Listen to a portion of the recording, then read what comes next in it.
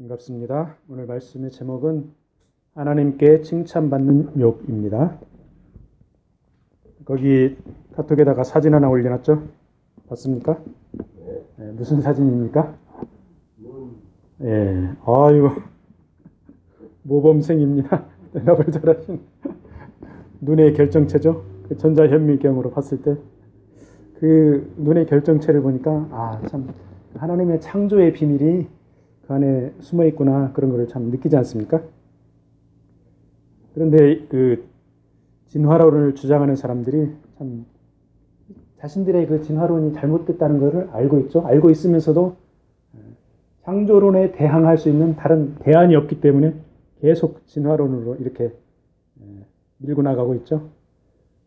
이렇게 엊그제 눈이 내리는 걸 보면서 운전하고 참 불편하고 그런 것도 있지만은 하나님께서 창조하신 이 아름다운 세계에 또 아름다운 눈이 내리고 그 눈 안에 하나님의 창조물의 결정체, 그런 것들을 보면서 참 이 세상이 우리 사람들이 살기에 너무나도 아름다운 세상이다, 그런 것들을 한번 이렇게 느껴봅니다.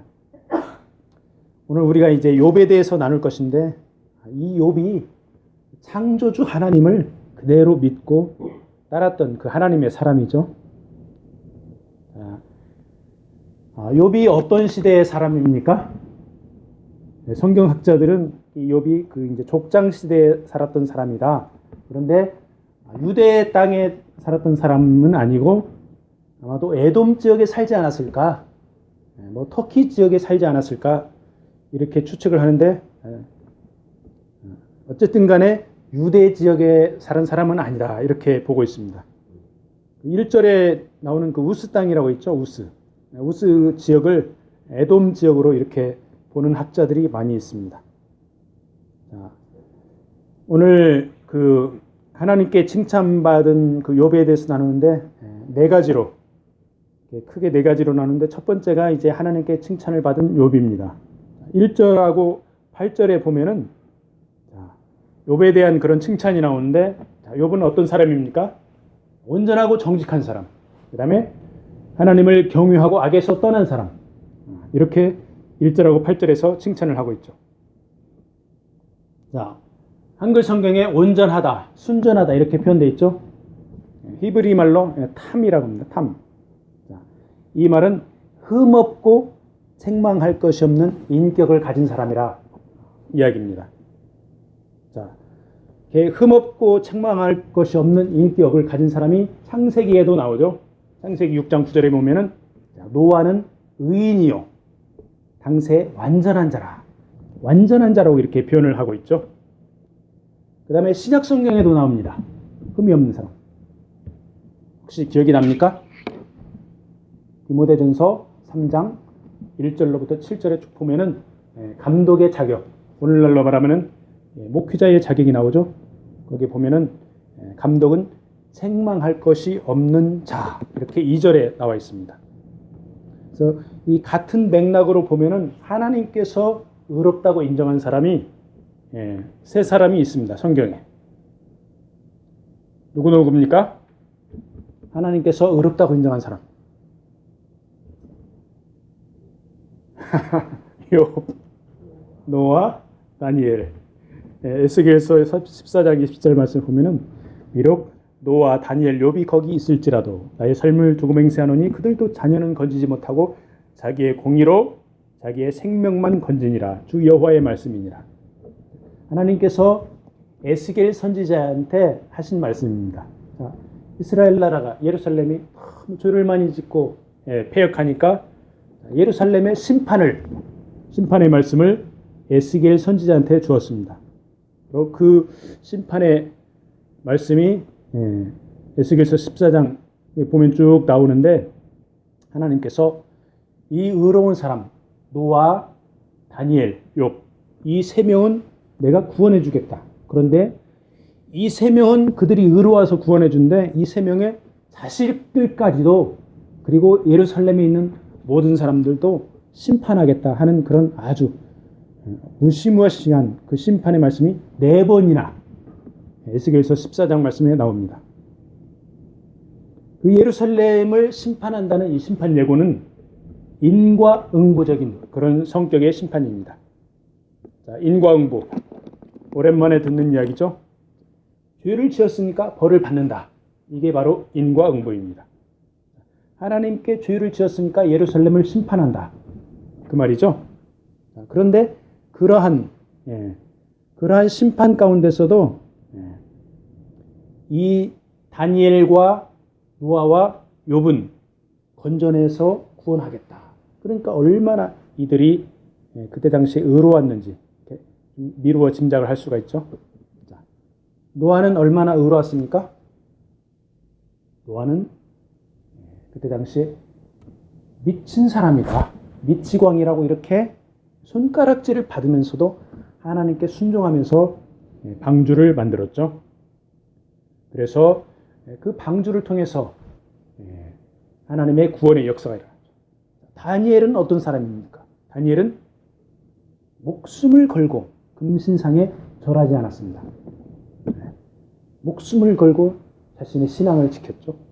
욥은 어떻습니까? 욥은 재산을 다 잃고 거기다가 자식들까지 죽고 그러는 가운데서도 이제 죽을 지경인데도 하나님을 원망하지 않고 하나님을 찬양하고 경배했죠. 이렇게 온전하니까 온전한 사람은 당연히 정직하게 행할 수밖에 없죠. 하나님을 경외하는 사람은 자연스럽게 악에서 떠납니다. 자, 이 다니엘과 욥, 노아를 빼놓고 일반 사람들은 어떻습니까? 일반 사람들은 하나님께 칭찬받기는커녕 죄 가운데서 범죄하면서 살아가고 있죠. 멸망길로 가고 있죠. 그래서 사랑이 많으신 하나님께서 예수 그리스도를 통해서 인간을 구원을 하셨죠. 그 예수 그리스도의 보혈의 공로로 우리는 욥처럼 하나님 앞에 의롭다고 인정을 받을 수 있는 것입니다. 그래서 여러분과 저도 예수 그리스도 안에서 어떤 사람입니까? 의로운 사람입니다. 자, 여러분과 저는 의로운 사람입니다. 예수 그리스도 안에서. 자, 우리 능력으로 정직하고 하나님을 경외하는 것보다 예수 그리스도께서 능력을 주시니까 그렇게 할 수 있다는 것이죠. 이것이 바로 창조주 하나님을 닮은 하나님의 형상을 회복하는 것입니다. 욥은 하나님의 형상을 많이 회복했습니다. 그래서 하나님의 칭찬을 받았습니다. 우리가 정직하고 악을 행하지 않으려고 얼마나 몸부림치면서 살아가고 있습니까? 그렇죠? 엄청나게 몸부림을 치면서 살아가고 있습니다. 그런데 우리가 악을 행하지 않을 수가 있습니까? 우리가 정직하게 살아갈 수 있습니까? 이런 자세로 살아가는 건 굉장히 소중합니다. 그렇지만은 더 중요한 게 있습니다. 바로 포도나무 줄기인 예수 그리스도께 붙어 있는 게 더 중요합니다. 그래서 우리가 주님께 열심히 붙어 있어서 하나님께 칭찬을 받기를 바랍니다. 자, 두 번째로는 욥은 꾸준합니다. 욥의 신앙은 아주 꾸준한 인내하는 신앙입니다. 욥 자신이 온전하고 정직합니다. 동방에서 최고 부자입니다. 그런데 욥은 교만하지 않았습니다. 하나님을 경외했습니다. 그리고 자녀들도 하나님을 경외하고 악에서 떠날 것으로 이렇게 가르쳤습니다. 욥이 부자니까 자녀들이 생일 잔치를 하죠. 맛있는 음식을 만들어 먹습니다. 포도주도 마십니다. 자, 먹고 마시고 어떤 일이 생깁니까? 실수를 할 수가 있죠. 재밌게 먹고 마시다가 실수를 할 수가 있습니다. 그래서 잔치가 끝날 때마다 욥이 자녀들을 위해서 성결하게 해주죠. 자, 사람의 잔치는 어떻습니까? 사람들의 감정을 즐겁게 합니다. 먹고 마시고 대화하고 교제하고 사랑과 우정이 싹 틉니다. 참 괜찮은 수단이죠. 그런데 사람들의 잔치는 선을 지켜야 됩니다. 선을 넘어버리면 어떻게 됩니까? 열심히 마시고 선을 넘어버리면 서로에게 상처를 주죠. 싸우기도 하죠. 예. 감정을 죽이고 영혼을 죽이는 그런 불상사도 발생합니다. 자, 한국에서 지금 잔치가 벌어지고 있죠. 한국 평창에서 동계올림픽 엄청나게 큰 세계적인 잔치가 벌어지고 있습니다. 그런데 이 잔치에 초를 치는 사람이 있죠. 미국의 전 세계적으로 가장 강력한 국가가 미국인데 전 세계에서 엄청나게 조그만 나라 북한. 자, 북한의 지도자 김영남이 왔습니다. 미국의 지도자 펜스가 왔습니다. 문재인 대통령이 이제 그 주관하는 나라의 대통령이니까 리셉션을 주관합니다. 그런데 서로 웃으면서 인사하고 악수하고도 그러는데 이 펜스하고 아베는 거기에 지각을 했습니다. 늦게 와가지고 뭘 잘했다고 또 김영남한테 악수도 안 하고 그냥 가버립니다. 참 이런 것을 보면서 이 잔치에 초를 치는 사람, 잔치에 재를 뿌리는 사람, 그런 모습이 보이죠. 그래서 사람들이 하는 잔치는 완전하지가 않습니다. 사람들의 잔치는 이렇게 불상사가 발생합니다. 자, 그러면은 하나님 나라의 잔치는 어떻습니까? 하나님 나라의 잔치는 목적이 명확합니다. 하나님 앞에 영광을 돌리는 것입니다. 사람들의 잔치는 각자 이해타산을 따집니다. 자, 교회 성도들 간에 크고 작은 모임이 있죠. 이런 교제의 목적이 하나님 앞에 영광을 돌리는 것이면 자연스럽게 거기에 형제 자매의 사랑이 넘쳐 흐르죠. 그렇지만 교회의 모임이 인간적인 측목이나 향락 추구가 목적이 되어버리면 하나님은 인간들의 그러한 목적의 수단으로 전락을 해버립니다. 욥은 철저하게 하나님을 경유하고 순전한 마음을 지녔기 때문에 자녀들이 잔치할 때 하나님 중심이 되기를 원했죠. 그래도 혹시 자녀들이 죄를 범해서 하나님을 배반할까 우려해서 잔치가 끝나면 꼭 번제를 드려서 자녀들이 성결해지기를 이렇게 원했습니다. 이러한 욥의 구체적인 행동, 이런 행동이 잔치가 끝날 때마다 지속되었습니다. 오늘 말씀을 보면 욥의 행위가 항상 이러하였더라 이렇게 말씀하고 있죠. 꾸준하다, 일상적이다, 라이프 스타일이다 이걸 말씀하고 있죠. 자, 이렇게 하는 욥의 마음의 동기가 무엇입니까? 자식을 사랑하는 그 마음이 동기입니다. 그리고 하나님을 경유하는 그 마음이 동기입니다. 이렇게 자식 사랑, 하나님을 경유하는 것 두 가지가 욥의 큰 동기죠. 자, 욥이 족장 시대에 옛날에 양으로 하나님 앞에 번제드린 이 시대에 이렇게 하나님을 잘 섬겼는데 만약에 욥이 신약 시대에 살았다면 어떤 라이프 스타일로 하나님을 섬겼을까요? 신약 성경에 성경 말씀이 하나가 떠오르더라고요. 자, 항상 기뻐하라, 범사에 감사하라, 쉬지 말고 기도하라. 사도 바울이 이 말씀을 했죠. 욥이 신약 시대에 살았다면 이런 식으로 신앙생활을 하지 않았을까 이렇게 생각을 해봅니다. 자, 우리가 욥처럼 매일 자녀들을 위해서 번제를 드리며 살 수 있습니까? 우리가 항상 기뻐하면서 감사하면서 끊임없이 기도할 수 있습니까? 내 중심으로 살면 절대 불가능합니다. 어떻게 우리 능력으로 그런 어려운 일을 지속할 수가 있습니까? 이것은 초인적인 일이죠. 슈퍼맨이 와도 그렇게 할 수가 없습니다. 그렇지만은 하나님 나라 관점에서는 가능합니다. 나를 하나님께 굴복시켜야 됩니다. 하나님 나라의 백성으로 우리 자신을 드리면은 하나님께서 그렇게 해 주십니다. 우리 각자 안에 성령께서 계시기 때문에 우리가 주님께 계속 물으면서 순종하려고 애쓰면은 그렇게 할 수 있다는 것입니다. 카톡에 요한일서 4장 13절 말씀을 올려놨습니다. 그의 성령을 우리에게 주심으로 우리가 그 안에 거하고 그가 우리 안에 거하시는 줄을 아느니라. 맥 빠지고 우울할 때 성령께 물으면은 기뻐할 일을 가르쳐 주십니다. 여러분들 항상 기쁜 것은 아니죠. 우울할 때 있습니다. 그럴 때 성령께 물어보세요. 하나님, 내가 정말 우울합니다. 어떻게 기쁜 일을 찾아야 됩니까? 이면수 목사님이 북한에서 이제 그 감옥에 갇혀 있으면서 밖에 이렇게 새들이 지저귀는 것을 보고 참 기뻐했다고 그럽니다.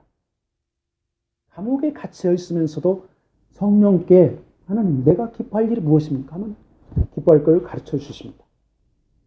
일하다가 얼마나 몸이 아프고 힘듭니까? 하나님께 물어봅니다. 하나님, 내가 정말 고달프고 힘듭니다. 감사할 제목 가르쳐 주세요. 하면은 하나님께서 감사의 제목을 가르쳐 주실 줄로 믿습니다. 이렇게 자꾸 성령께 물어보는 것, 이 자체가 바로 쉬지 않고 기도하는 것이죠. 그래서 아침에 일어나서부터 밤에 잠자리에 들 때까지 계속 성령께 물어보는 그런 삶, 그게 바로 기도하는, 쉬지 말고 기도하는 것이죠. 그리고 이러한 삶의 바탕은 바로 하나님을 경유하는 그런 자세가 있기 때문에 가능한 것이죠. 하나님을 경유하는 사람, 하나님을 닮아갑니다. 하나님께서 태초에 우리를 만드실 때 하나님의 형상대로 만드셨기 때문에 우리가 하나님을 닮아간다는 것이죠. 정확히 표현하면 하나님의 형상을 회복한다는 것이죠. 하나님을 닮아가고 하나님의 형상을 회복하는 것. 이게 무엇입니까? 하나님의 속성인 사랑이 우리의 성품 가운데 드러나는 것이 바로 하나님을 닮아가는 것이죠. 욥의 성품이 하나님을 사랑하고 자녀를 사랑하고 이웃을 사랑했기 때문에 하나님께 칭찬을 받은 줄로 믿습니다. 그래서 여러분과 저도 하나님을 닮아가기를 바랍니다. 우리의 의지나 노력보다 하나님께 굴복함으로 하나님 앞에 바짝 엎드림으로 하나님의 사랑이 우리에게서 흘러나오는 줄로 믿습니다. 자, 세 번째로는 하나님께서 욥을 신뢰하셨습니다. 자, 하늘에서 이제 회의가 벌어집니다. 천상 회의가 벌어집니다. 하나님의 보좌에 앉아 계시고 하나님의 아들들이 있습니다. 하나님의 아들들은 성경학자들이 천사들로 해석을 하고 있습니다. 그런데 거기에 뜻밖의 등장인물이 나타납니다. 사탄이 나타납니다. 자, 본문을 읽어보면 사탄의 특징이 두 가지가 나옵니다. 자, 여기 보면은 7절에 사탄이 어떤 존재입니까? 땅을 두루 돌아다니는 존재입니다. 그리고 두 번째 특징은 하나님께 대적하는 특징이 9절에 나와 있습니다. 자, 첫 번째 특징. 사단이 땅을 두루 돌아다니면서 하는 일이 뭡니까? 넘어뜨릴 자를 찾는 것이 사단의 일입니다. 돌아다니면서 삼킬 자를 찾는 그런 사자와 같은 사단의 역할이죠. 사람들을 많이 넘어뜨려 가지고 사단이 무엇을 합니까? 왜 넘어뜨립니까? 사람들을. 하나님을 찬양하지 못하도록. 사단 앞에 무릎 꿇고 사단을 경배하도록. 그렇게 하기 위해서 사람들을 넘어뜨립니다. 그래서 사단의 궁극적인 목적은 뭐냐면은 하나님보다 더 높아지는 그런 야심이 있는 것이죠. 많은 사람들이 이렇게 사단의 공격의 대상입니다. 먹잇감이죠. 그렇지만 하나님께서 하나님의 자녀들은 보호막을 쳐주시죠. 욥이 하나님을 경유하고 하나님의 보호를 받고 있습니다. 그러니까 사단이 어떻게 이 욥을 건드리지를 못합니다. 천상 회의가 벌어지고 있는데 하나님께서 욥을 칭찬합니다. 사단이 시비를 걸고 넘어지죠. 그래서 하나님을 대적합니다. 이 9절 말씀이 1장에서 욥기 전체에서 굉장히 중요한 핵심적인 말씀입니다. 사단의 말이죠. 뭡니까? 이 9절 말씀은 하나님에게 의문을 제기하는 사단의 이야기입니다. 한 분이 9절 말씀을 한번 읽어주세요. 사단이 욥에게 대답하여 이르되 욥이 어찌 까닭 없이 하나님을 경외하리까? 까닭 없이 하나님을 경외하리까? 하나님의 칭찬이 사단이 동의하지 않습니다. 반대 의견을 제시합니다. 바로 하나님께 대적을 하는 거죠. 하나님이 복을 주니까 욥이 하나님을 잘 믿죠. 저 복을 한번 거두어 보세요. 아마 욥이 하나님을 욕할 겁니다. 하나님을 대적하죠. 자, 하나님께서는 그런데 욥을 신뢰합니다. 욥을 믿습니다. 그래? 그럼 사단, 네가 욥의 재물, 욥의 소유물을 한번 건드려봐라. 그렇지만 욥의 몸은 건드리지 말라. 하나님이 제한적으로 사단이 욥을 건드릴 수 있도록 허용을 합니다. 자, 이제 사단이 하나님의 허락을 받고 신나게 욥을 공격하러 갑니다. 어떻게 공격합니까? 재산을 다 건드리죠. 하루아침에 풍비박산을 만들어 갑니다. 그다음에 자녀들을 다 죽이죠. 자, 그래서 우리가 신실하게 하나님을 잘 믿는 것 같은데, 하나님, 내가 10년 전에는 몰라도 최근에는 하나님을 내가 믿는다고 열심히 믿습니다. 그런데 내 삶이 왜 그렇습니까? 특별히 하나님, 내가 정말 돈 때문에 죽겠어요. 왜 그렇게 돈이 없습니까? 이렇게 하나님 앞에 그런 컴플레인하는 그런 마음이 들 때가 있죠. 사단이 물질로 장난을 칠 수가 있죠. 근데 사단이 장난치는 것을 하나님이 알고 계십니다. 하나님께서 보고 계십니다. 하나님께서 어느 정도 허용을 해준 거죠. 이렇게 하나님의 보호막이 어느 정도 거칠 수가 있습니다. 그런데 물질적인 이런 고난이나 재난이 일반적인 인과응보가 아닌 하나님의 섭리일 수가 있다는 것이죠. 그래서 욥이 죄를 지어서 벌을 받아서 물질의 재난을 받는 것이 아니라 욥의 믿음과 지혜가 더욱 깊어져서 하나님께 더 영광을 돌리라. 이러한 하나님의 깊은 섭리가 있다는 것이죠. 자, 이 물질이라는 것, 돈이라는 것 어떻습니까? 이 세상을 살아갈 때 꼭 필요한 필수품이죠. 돈이 있어야 먹을 거 사죠. 돈이 있어야 옷도 사죠. 돈이 있어야 임대료도 내죠. 자, 의식주에 꼭 필요한 게 돈입니다. 그래서 돈이 있어야 어느 정도 품위 유지도 하고 사람 노릇도 합니다. 그래서 대부분의 사람들이 죽자 살자 열심히 돈에 덤벼들어서 뼈 빠지게 일을 하죠. 착한 사람들은 일을 하는데 나쁜 사람들은 어떻습니까? 다른 사람 돈을 빼앗죠. 훔치기도 하고 사기도 치고 그렇습니다. 그런데 하나님 나라의 관점에서 한번 이 물질이라는 것을 보세요.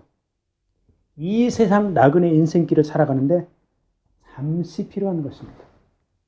어떻게 보면은 하나님 나라에서는 이 돈, 물질이라는 것은 비본질적인 것입니다. 자, 그러면 하나님 나라의 본질은 무엇입니까? 하나님 나라의 본질은 하나님을 알고 하나님을 경배하고 하나님을 사랑하고 이웃들을 사랑하고 섬기는 것이 바로 하나님 나라의 본질입니다. 본질적인 것들을 회복하라고 예수 그리스도께서 직접 이 땅에 오셨습니다. 고난당하고 죽임을 당하셨습니다. 그리고 승리하시고 부활 승천하셨습니다. 본질적인 것들을 위해서 예수님께서 오시는데 비본질적인 것들은 다른 표현으로 하면은 사소한 것 이렇게 표현을 할 수가 있습니다. 그리고 이 사소한 것들을 하나님께서는 모든 인간에게 자연 은총으로 공급을 해주십니다. 자, 가난한 사람도 있고 부자들도 있죠. 탐욕을 가진 사람들이 많이 차지하니까 가난한 사람들이 생깁니다. 자, 사탄이 욥을 1차적으로 이게 재물로 공격을 하는데 자녀들도 공격을 하는데 욥을 넘어뜨리는데 실패를 합니다. 욥은 본질과 비본질의 차이를 하나님을 섬기면서 경험적으로 체득을 했습니다. 그래서 비본질적인 사소한 것으로 인해서 욥이 고통스럽기는 합니다. 그렇지만 본질적인 가치, 하나님을 섬기는 신앙을 놓치지를 않습니다. 이면수 목사님, 감옥에서 2년 넘게 갇혀 있으면서 물질적으로, 육체적으로 제약을 받았죠. 하나님 나라의 관점에서 보면 이런 것들이 비본질적인 것이죠. 이렇게 비본질적인 것들로 억눌렀습니다. 그렇지만 임 목사님은 감옥에서 오히려 하나님과 더 친밀해졌죠. 신앙심이 깊어지고 지혜가 깊어지고 하나님을 아는 체험이 더 많아졌습니다. 즉 하나님을 섬기는 본질적인 부분이 더 강해졌다는 것이죠. 그래서 이 비본질적인 것과 본질적인 것은 서로 역설적이죠. 반비례합니다. 여러분과 저의 삶 가운데서 혹시 물질적으로 어려움이 있습니까? 없습니까? 하나님께서 우리의 본질적인 부분들을 성장시키려는 그런 섭리가 있는 줄로 믿고 감사하면서 받아들이기를 바랍니다. 자, 네 번째로는 욥은 흔들리지 않습니다.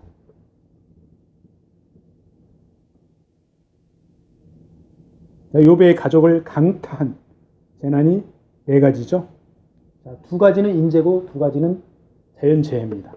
자, 스바 사람들이 갈대아 사람들이 와서 강도를 짓을 하고 강탈을 합니다. 종들을 죽이고 가축을 빼앗아 가죠. 그 다음에 두 가지 자연재해는 하늘에서 불벼락이 떨어져서 가축들을 죽이고 그 다음에 종들도 죽고 큰 바람이 태풍이 불어서 집이 무너져서 자식들이 죽습니다. 이런 엄청난 재앙이 동시다발적으로 한꺼번에 몰아칩니다. 동방에서 가장 부자였던 욥의 가문이 하루아침에 풍비박산이 나는 거죠. 재산도 잃고 사랑하는 자녀들도 잃고 다 잃어버립니다. 욥이 너무너무 슬퍼서 비탄에 잠겨서 옷을 찢고 머리털을 밀어버립니다. 이런 극한의 슬픔 가운데서 욥이 취한 행동이 무엇입니까? 엎드려서 하나님을 경배했습니다. 자녀들까지 사고로 죽었는데 어떻게 하나님을 찾을 그런 정신이 있을까요? 인간의 상식으로는 이해 불가능합니다. 이해가 안 됩니다. 자, 그런데 욥이 하나님 중심의 신앙을 가진 것을 감안하면 이해를 할 수가 있습니다. 자, 욥이 자신의 관점보다 하나님의 관점에서 자녀를 주신 분도 재물을 주신 분도 여호와 하나님이시니 하나님께서 거두어 가시면 그 하나님의 뜻에 따르겠습니다. 바로 하나님 나라의 믿음이죠. 자, 당연히 다음 세상에서 자녀들을 다시 만날 수 있다는 그런 부활의 소망을 욥은 가졌을 것입니다. 바로 이러한 욥의 하나님 중심의 신앙 때문에 하나님도 욥을 칭찬을 하셨을 겁니다. 자, 우리들도 살아가면서 크고 작은 고난을 많이 겪죠. 최근에 여러분들 고난을 겪었습니까? 욥에 비하면은 우리들의 고난은 그렇게 큰 고난은 아닌 것 같습니다. 그런데 고난이 올 때마다 어떻습니까? 갈등과 번민, 좌절과 낙심, 우리의 믿음이 올라갔다 내려갔다 요동치죠. 우리에게 요구되는 게 무엇입니까? 하나님 중심의 신앙 자세가 요구되죠. 우리에게는 무지무지하게 큰 고난이나 재앙도 하나님 관점에서는 하나님 나라 백성들에게 허용된 관문이라 이것이죠. 하나님 주신 관문. 관문은 왜 있습니까? 관문은 통과하라고 있는 것입니다. 하나님 나라 백성들이 통과할 수 있도록 하나님께서 설계하신 것이죠. 관문을 통과하면 상급과 기쁨이 기다리고 있습니다. 고난의 단계마다 하나님 나라 백성들이 취할 우선적인 자세가 바로 하나님을 경배하고 찬송하는 것이라고 욥이 보여주고 있습니다. 일단 하나님을 찬송하면 의심이나 원망은 사라질 수밖에 없습니다. 여러분들 공부하다 일하다가 찬송 많이 합니까? 우리 삶 가운데서 항상 하나님을 찬양하고 하나님께 영광 돌리기를 바랍니다. 자, 말씀을 마무리하겠습니다. 자, 욥은 비본질적인 것들로 인해서 하나님을 원망하는 그런 우를 범하지 않습니다. 자, 오늘날 우리들이 요구되는 것이 바로 비본질적인 것들에 대해서 자유해야 된다 이 말씀이죠. 재산, 물질, 타이틀 이 세상에서 누릴 수 있는 것들, 하나님 나라에 없는 것들, 어떻게 보면은 사소한 것들이죠. 이런 것들에 대해서 자유하라, 이 말씀이죠. 비본질적인 것들에 대해서 자유하지 못하고 거기에 얽매이면은 하나님과의 관계가 틀어지기 시작합니다. 반면에 본질적인 것들을 꽉 붙잡아야 되죠. 하나님 나라를 붙들고 사랑의 관계를 붙들어야 됩니다.